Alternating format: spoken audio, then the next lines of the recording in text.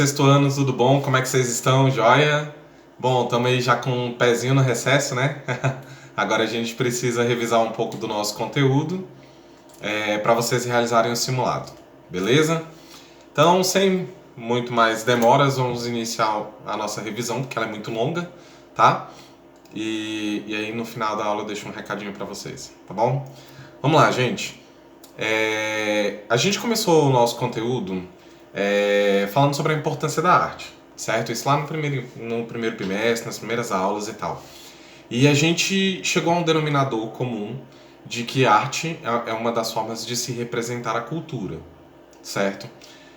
E o que é a cultura? É o dia a dia, é o nosso dia a dia, tá? O nosso dia a dia revela a nossa cultura, tá bom?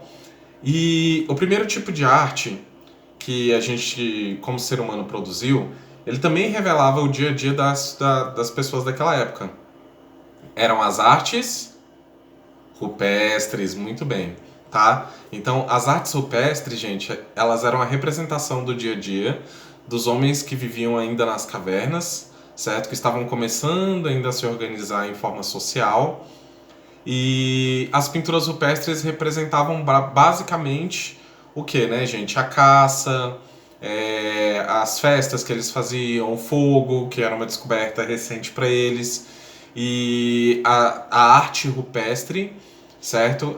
Se divide em pintura rupestre e gravura rupestre, tá? Lembrando que, gente, a pintura rupestre, ou seja, aquela que utiliza a pigmentação, ela foi feita nos períodos que antecedem a Idade dos Metais, certo? Então, no Paleolítico e no Neolítico, certo? Então, nesses dois períodos foram feitas as pinturas rupestres. Quando a gente entra na Idade dos Metais, que aí o ser humano começou a dominar realmente os metais, a gente começa a ter as gravuras rupestres. Qual que é a diferença de pintura para gravura?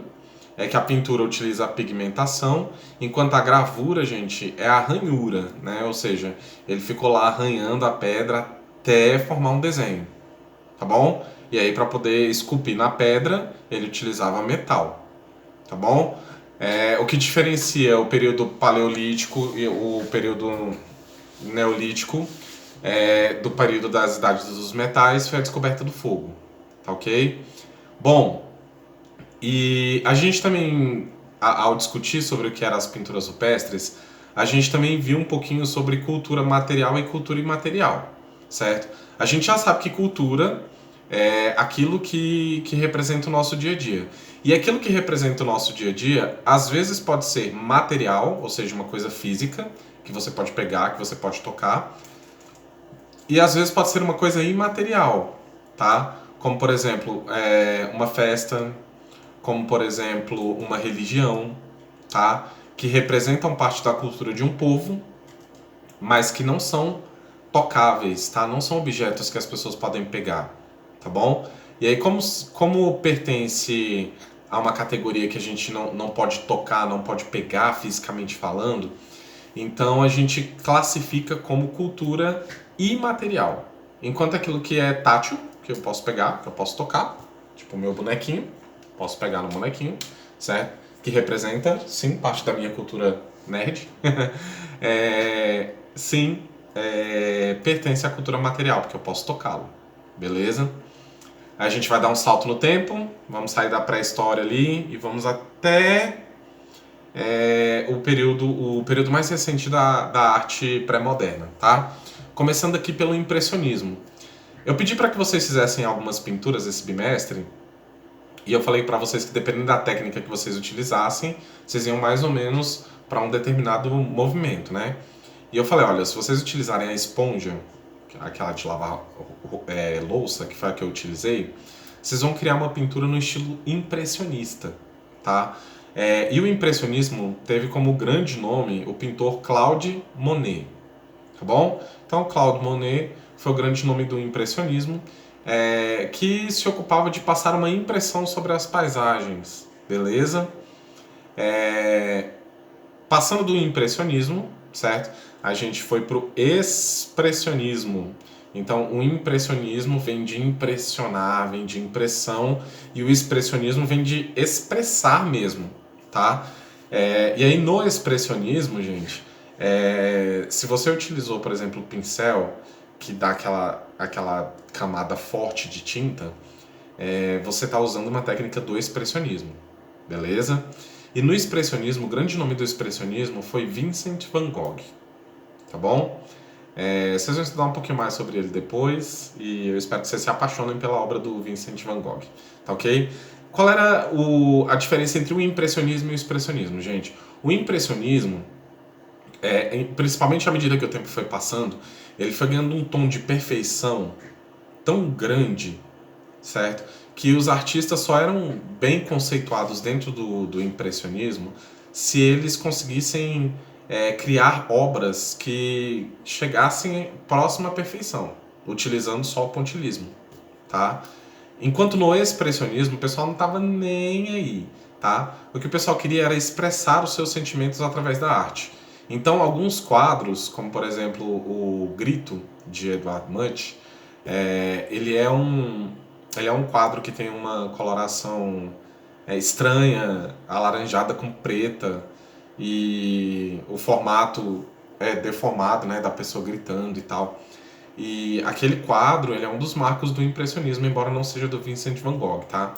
Mas do Vincent van Gogh a gente tem, por exemplo, Noite Estrelada, tá? Que ele repetiu a mesma técnica do Noite Estrelada em alguns outros quadros dele, tá? Onde a noite aparece colorida e tudo mais, tá?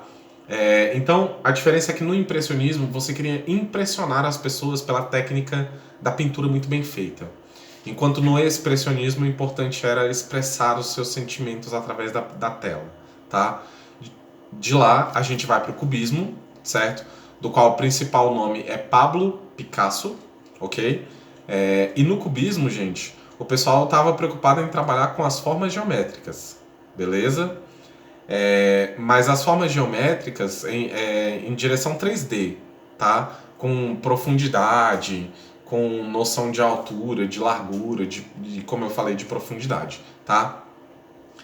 De lá, gente, o cubismo, a gente teve um movimento paralelo que foi o neoplasticismo, certo?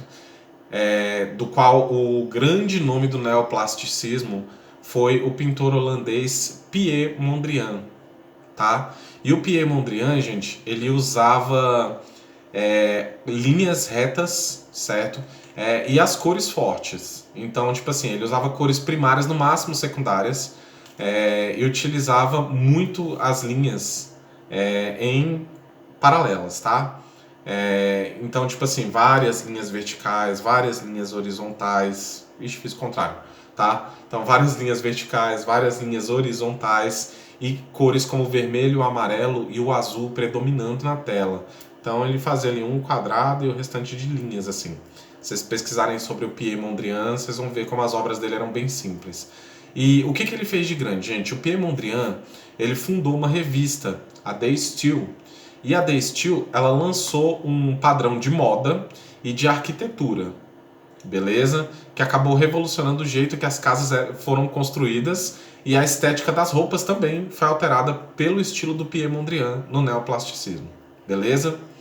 Bom, gente, basicamente é isso, certo? Se vocês tiverem alguma dúvida, vocês vão fazer o quê? Vocês vão ler o conteúdo que vocês têm no caderno de vocês sobre a aula invertida do primeiro bimestre, tá?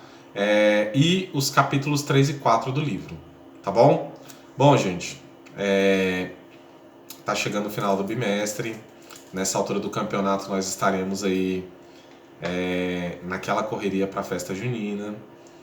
E nós estamos ainda dentro do isolamento social. Bom, o que eu quero desejar para vocês nessa última aula desse semestre é que vocês sejam muito abençoados, que a saúde seja algo que prevaleça na família de vocês. E eu quero dizer que eu estou com muita saudade de vocês. E eu estou muito orgulhoso de vocês terem realizado, né, boa parte da turma ter realizado os trabalhos que eu pedi. E realizado de maneira linda, assim, porque vocês foram muito perfeccionistas, vocês foram muito criativos. Eu vi umas edições de vídeo, assim, que eu achei o máximo. a pessoa colocar letrinha, colocar símbolo do budismo. A gente, nossa, acha o máximo. Vocês são diferenciados mesmo. Gente, desejo um bom recesso a cada um de vocês. Que Deus esteja com vocês e com a família de vocês, tá bom? Super beijo. Muita saudade de vocês, gente. Tchau.